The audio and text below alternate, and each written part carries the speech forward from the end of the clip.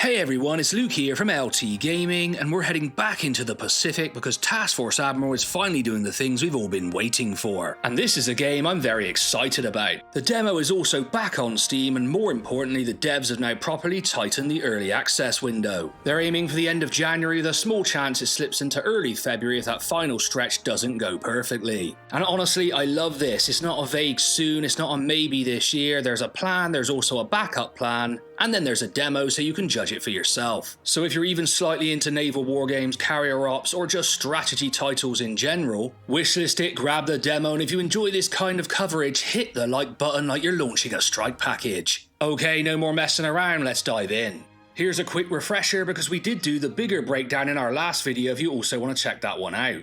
Force Admiral is a single-player carrier command sim set in 1942 where you're not just flying missions, you're running the war from the top down. You're managing searches, CAP, and that means combat air patrol, not some teenage slang, escort, strike coordination, and most of the time you're making calls with imperfect information, because that's the whole point. Now, I only know about CAP because my daughter goes around saying it all the time, and I think it means you're not telling the truth or something like that.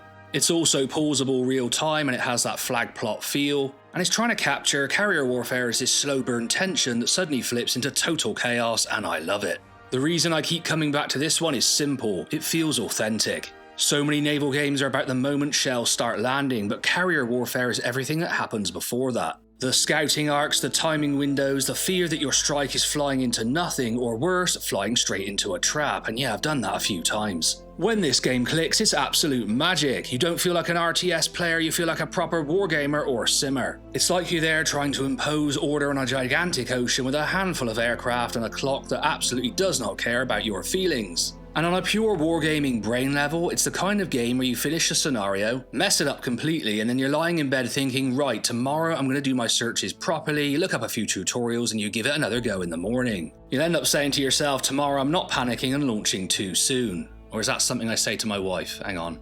No, it's the game. So now that silliness is over, let's check out what's actually changed, because this video is really about the demo and the impending early access release. First off, that demo being back on Steam is a bigger deal than it sounds because it's clearly being positioned as the runway into early access. It's not just a tiny taste anymore, it's more like here's the current state of the game, try it, learn the rhythm and decide if you want to come along for the ride, and with this type of game that's highly advisable. In terms of what you're doing in this demo, it's built around two scenarios. One is historical and one is a variant. Then there's also a battle generator that lets you remix and replay using the same pool of assets. So if you can mess around, learn the systems and create those what-if situations without needing a massive campaign structure, you'll get some value out of it. They've also added TAC view compatibility, which basically means you can look back at engagements, understand what unfolded and start spotting where your decisions went wrong. And for this kind of game, that's very important because it moves it more into simulation territory. And carrier warfare is about learning from mistakes and tightening up your processes. They've also added the option to jump in and take control of friendly fighters, which isn't the core of the game obviously. You're the Admiral, but it's a fun extra layer if you want to feel closer to the action or just grab some cinematic footage, but personally, I could live without it. I like the honesty around the demo too. They've admitted they've pushed it out pretty quickly and there might be some minor issues, but there's nothing major to worry about, and support and fixes roll on as normal. Overall, it feels like momentum. Just a quick interlude to say most of you who watch the channel are not subscribed. So make sure to go down below and hit that subscribe button because it helps smaller channels like us grow really quickly, and both me and Tom really appreciate it. Now here's the reality check, and to be fair, the devs have basically said it themselves also. If you've been hammering the demo a lot already, early access at launch might feel a bit bare bones on content. The priority is getting midway into a state that's properly playable, and the expectation is something like half a dozen scenarios and variants that make the best use of the current objects, settings and systems. But honestly, I'm okay with that because I've really enjoyed what I've had access to myself. But if you are expecting a huge amount of content from early access on day one, I'd just approach this with the right expectations. Core mechanics in this game feel strong and the content should grow from there. The other potential hurdle is the usual one, the learning curve. This isn't an instant gratification naval brawler. Fog of war and carrier ops are the whole meal, and that's going to bounce off some people.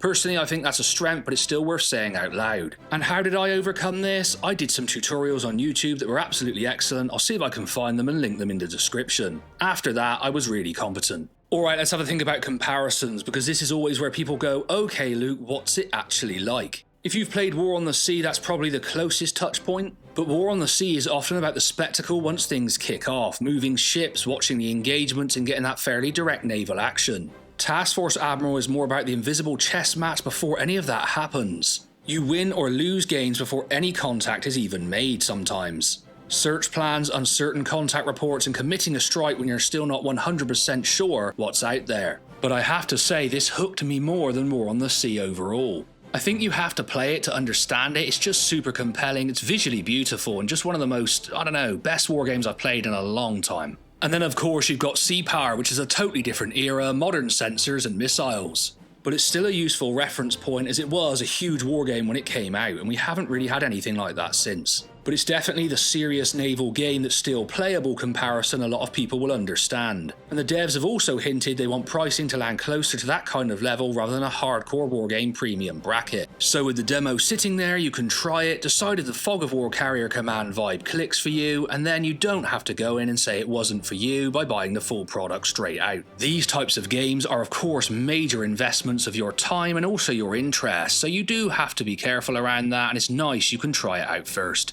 For many people out there, buying games is still a large financial commitment. So it's good to know you get value for money and it's something that interests you and you'll keep playing for many hours. I have a few future hopes for the title that I'd like to outline, because if these land, this could become an absolute long-term monster for the niche. First is anything that continues to support replay and debrief. I mean, even the debrief of your actual missions in-game are important to analyse as they help you determine the tactical situation. Second is AI behaviour around searches and strike logic. Carrier warfare lives and dies on that, and the better that gets over time, the more the game can create those genuinely believable, oh no, they found us first moments. And the third one is fairly obvious because this is called Volume 1, so I'm hoping it's a foundation for other conflicts and you also get to play as the Japanese.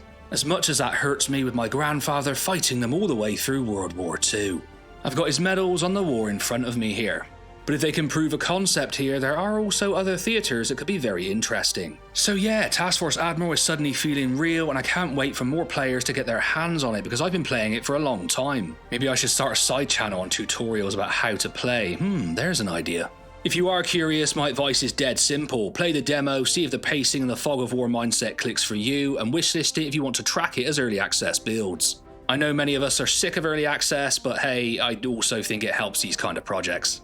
And let me know in the comments, are you coming at this as a War on the Sea player, a Sea Power player, this is all very hard to say, it's like a tongue twister, or are you one of the old school Microprose kids who's just been waiting for a carrier command game to get serious about? Make sure to follow LT Gaming for more wargame and sim coverage, we've got so much planned this year, and we're going to give away more games in our Discord, so pop in. Alright everyone, have a great week and I'll catch you soon. Luke out.